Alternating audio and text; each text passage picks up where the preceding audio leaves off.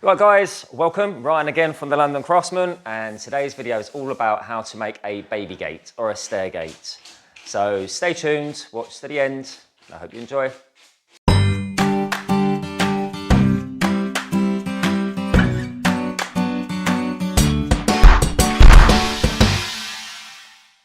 Before I go any further, this stair gate is going to be a very basic design for anyone who's not got all the tools, who's not got a biscuiter or a pocket hole machine, say somebody who's just got some basic tools really. So this one's for you, not for all the fancy joiners out there or the professionals, I guess, because we'll be making it another way. So we'll be mitering corners on all the frames, we'd be using dominoes, biscuits, tenons, any other form of construction. The way I'm teaching you is still absolutely fine by the time it's all put together. It'll be nice and solid, nothing to worry about whatsoever. So yeah, let's get started and run you through all the materials and bits and pieces that we need. Right, so what we've got here, we've got an overall gate size of 749 and we've got an overall gate height of 700. So 749 mil, 700 mil, and we divide that up roughly 83 mil spaces in between. We've got 1, 2, 3, 4, 5 spindles, and 1, 2, 3, 4, 5, 6 spaces, okay? The framework, which is all the outer pieces, that's out of 44 in height by 69 deep, and all the spindles are 32 by 32. So the materials that we've got are all planed all the way around. They're already prepared for us, so we don't have to do any machining, which is perfect for you guys too. And we're not really going to be covering the wall plates, but I will be routering a hinge into both the wall plates, which is the same timber as the frame. So we're not going to worry about the newel post because that's existing.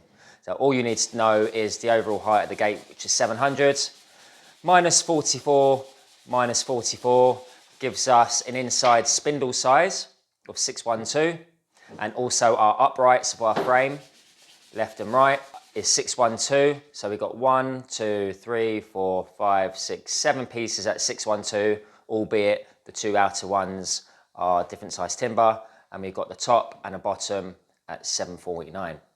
I've allowed a 4 mil gap in between my wall plate and my gate for the thickness of the hinge. So the gap in between the hinge is 4 mil. And I've allowed a little bit more on the left-hand side. I've allowed 6 mil. So what we're going to do next is work out the cutting list and start cutting up materials. So we've got a chop saw to make our life easier and to give us nice, square, accurate cuts.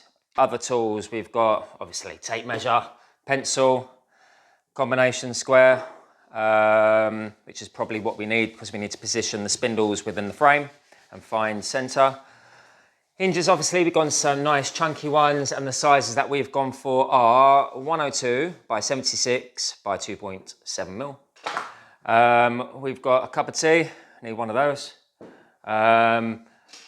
Router, so when we want to trim up all our edges and just take all the sharp arises, the sharp corners off the materials, we've got a small micro round cutter. Look at my description for one of those. Brilliant, brilliant, brilliant tool. So is this trimmer. Definitely a must-have in your toolkit, that trimmer and that cutter. Some glue, some 80mm screws, 5x80s, that's what we're using. You can use anything similar, and we've just got a selection of fillers. Also big square, and have a look at this, lovely. 22,000 subscribers.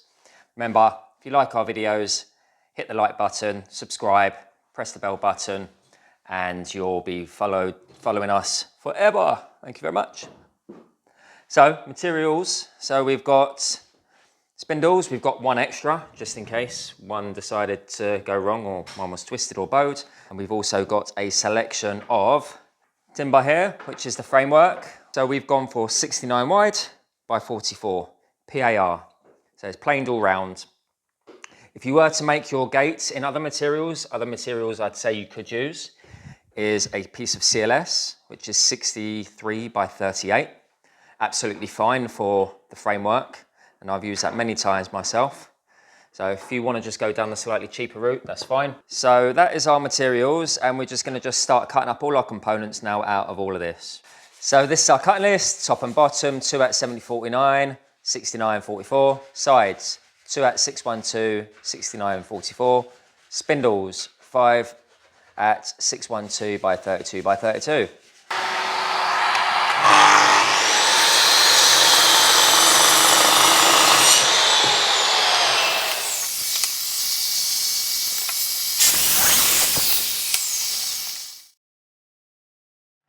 Right, so that's all the frame done. I did select my best bits of timber. As you can see, I was cutting bits and pieces out.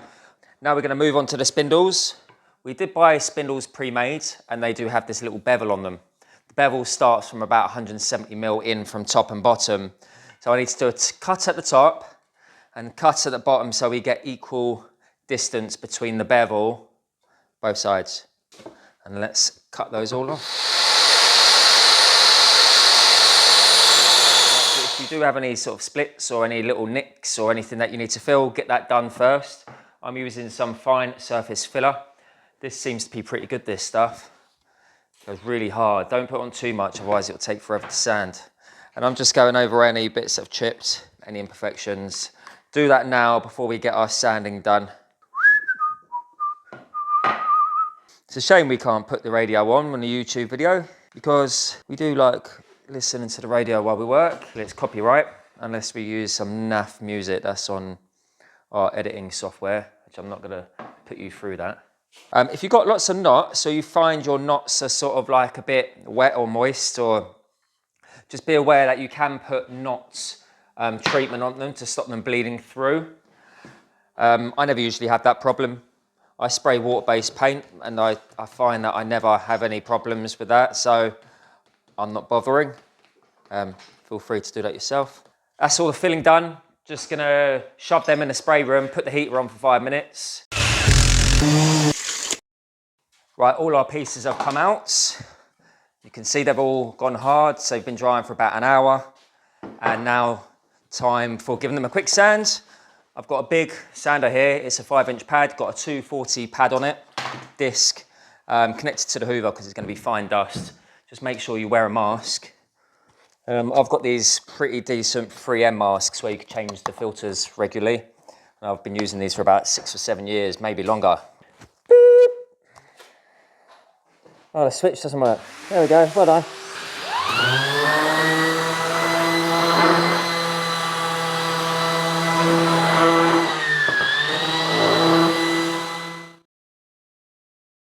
Right, so with all the pieces sanded, now we can start trimming, taking all the arises off. As you can see, I've got an extra piece which is just left long. This is going to be my wall plates.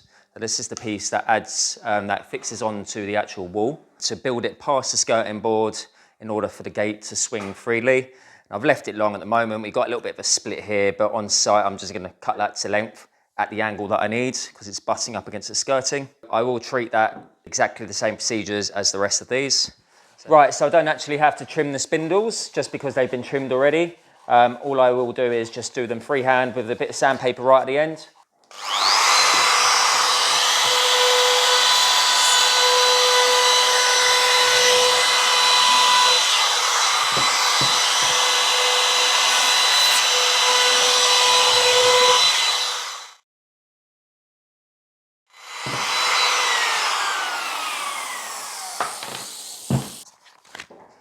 So now we've got to that stage, all we're going to do is go around, just giving all these little arises a quick swipe. Right, that's the main bit of sanding done. And we may do one more fill right at the end once the actual gate is made. But I'm happy with that. I think next thing that we're going to do is mark out where the spindles go and where the hinges go. Right, so I'm going to mark my top and bottom as a pair. I've already matched them up. And I'm going to have arrow in, and I'm going to write top, bot. Yeah, so they're marked, so I know. Arrow always points to the inside, that's the way I do. So we've got one top and one bottom, and we've got our two sides. Again, arrows both in, that's what I do. I'm doing it in pencil, so we can rub them out. You can always write left hand, right hand, and you can always do an arrow to the top if you really want to, so you don't get mixed up. and they will go in between. Sides don't need anything doing apart from the right hand side, which is where my hinge is going to go. So let's leave the hinge until last. So we'll take the sides out and we're going to just have our top and our bottom. We need to know where our spindles are going to go. Right, so the way I mark out where my screws are going to go and where all the spindles are going to go, firstly we need to mark out for one of the sides, so that's 44. And then we've got a spindle gap, a gap in between every spindle, which is 86. So I'm just going to keep my tape there and just go plus 84 equals 128. Okay, and we're just going to keep on doing that. Plus 32 equals 160. Plus 84 equals 244.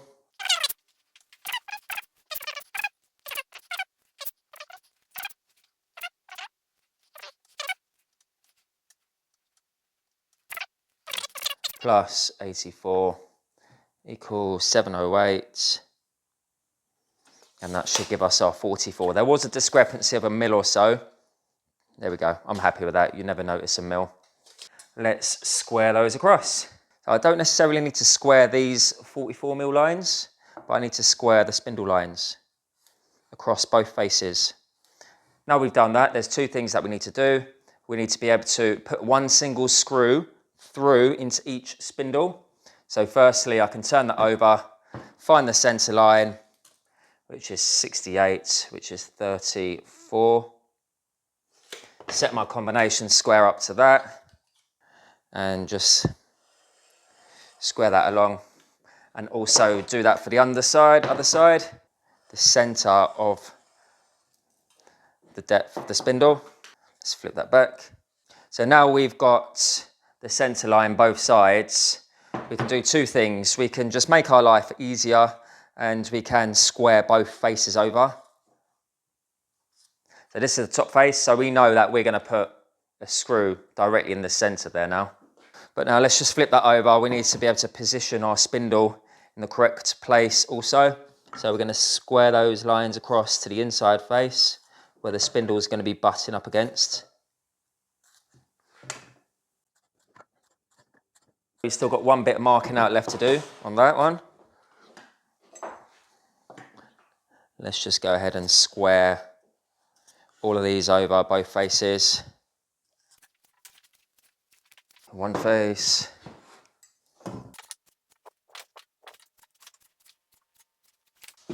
So we've got our positions in relation to the width of the spindle. Now the spindle obviously needs to sit dead center this way as well. So the way we can do that really is we can measure, which we've got 68, and the thickness of this is minus 32 equals, and we've got 36, then divide that by two spaces, divided by 2 equals 18. So we can mark those out. 18 mil line there. 18, well, we only really need one 18 mil line. Set our combination square up to the 18 mil line and just draw that on.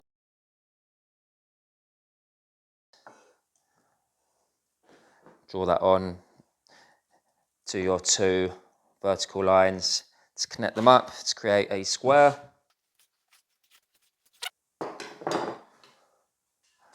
Do that to the other side, the top, underside. So if you want to make it easier to see, you could probably put a little X in there or whatever you want, just so it's more visible, like so. So they're a pair now. As you can see, we've got arrow to arrow and we've got written top, bottom, so we can't go wrong with those. And again, at the top, we know where our spindle goes in relation there. All we need to do is find the center line here because we found our center line that way. Let's go ahead and just finish drawing those center lines in. Okay. We can also just work out where our holes need to go. So we need to screw through into the upright. So what I generally do is Put 2 screws in just to stop it being able to twist. If we only have one, even though we're putting glue in there, it can still twist and pivot. So I'm just going to come down 25 and come up 25. The screws are going to be quite close together, but I really don't want to screw them too close to the edge. Otherwise we'll get breakout. So we can easily just turn that around, mark it on the edge, 25, 25, to then just square those lines across. The same on the other face, or edge, let's say. Okay, so now we've got that, turn it to the edge, and we know that because we've got a side going through, we need to go half of this thickness, which is 22 mil. And mark 22 mil.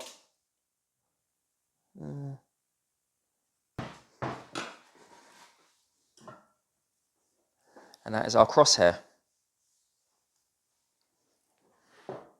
One screw will go there, one screw will go there. So what we're going to use is a 3 mil drill bit.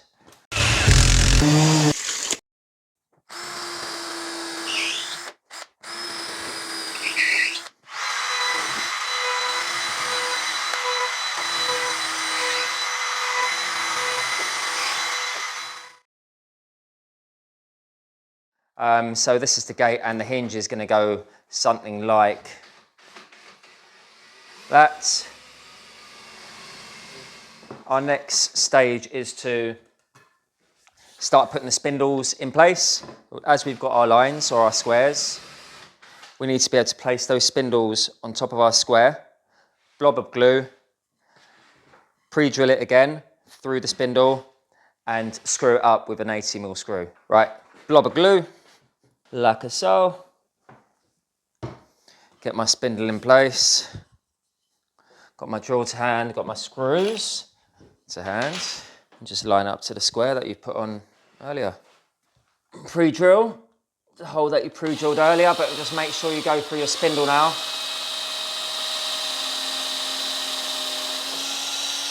Key is to pre-drill the whole length of your screw at least, okay? I tend to stick with a 3 mil because it gives you a nice tight bite with a screw. I'm using 550s with my screws. They're the lengths. And I've got myself an impact drill. You could just use any drill. Just make sure you keep your spindle in the right position. And there she is. Really nice, tight bite. I don't countersink either at the bottom. I just don't see the point. When you're driving this in, you can drive it in such a way where it's just below the surface, which works a treat. I'm going to show you the same technique with the right upright, because that is going to be like so. Right, so make sure you just pick up the right piece. I know I have, because we've got the hinge on the right sticking out for our frame. Apply a bit of glue, either at the bottom side or the underside of your upright, whichever you choose.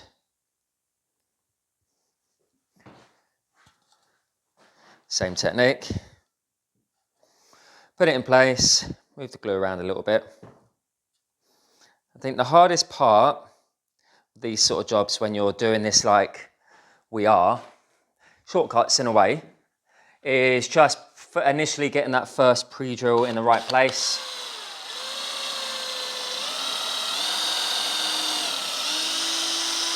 And what I'm going to do is just put one in first. I'm not going to pre-drill both, just in case it had to be tweaked. I could use the other screw to move it around.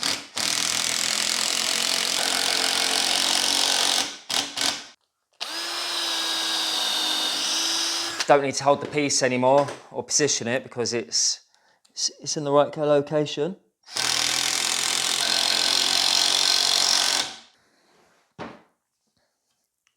Nice and tight. So I'm just going to continue to finish that off, and I'll come back to you once I've got my uprights done. Okay, so now we've got it at that stage. You guessed it, blob of glue on each one of these again. Place the top piece on the top, and then we're just going to go and pre-drill one at a time and screw as we go, and then we'll have job done. Around the other side. Let's do that up. And you do that, squeeze out, and just wipe it off. Arrow down, top, arrow up, bottom, so I know it's the right orientation. Using my 3mm again.